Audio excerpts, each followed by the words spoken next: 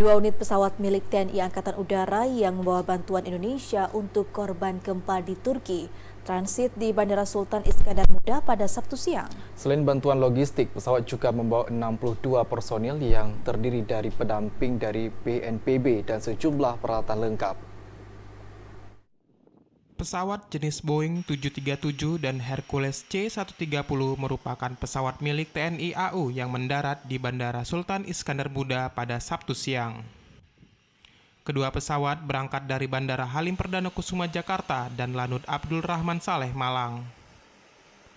Pesawat tersebut membawa 62 personel serta 5 ton bantuan logistik Indonesia untuk korban gempa Turki dan Suriah. Selain makanan, pesawat membawa aneka bantuan seperti selimut, sepatu bot, jas hujan, serta peralatan evakuasi korban gempa. Ini merupakan bantuan tahap pertama Indonesia yang tergabung dalam Middle Urban Search and Rescue Team atau MUSAR. Pengiriman tim ini menjadi prioritas Indonesia mengingat masih banyaknya korban gempa Turki di bawah reruntuhan akibat tertimpa bangunan pasca gempa magnitudo 7,8.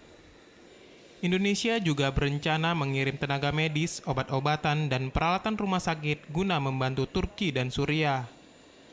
Sementara itu, usai melakukan aktivitas beberapa saat di Bandara Sultan Iskandar Muda, kedua pesawat kembali melanjutkan penerbangan menuju Turki.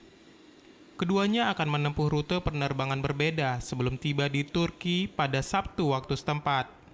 Seperti diberitakan, gempa magnitudo 7,8 mengguncang Turki dan Suriah Senin 6 Februari lalu sekitar pukul 4.17 dini hari waktu setempat. Gempa yang berpusat di Turki Selatan ini telah menewaskan 28.000 korban meninggal dunia, 85.000 orang luka-luka, dan ribuan bangunan rusak. Dari Aceh Besar, Arman Konadi, TVRI Aceh melaporkan.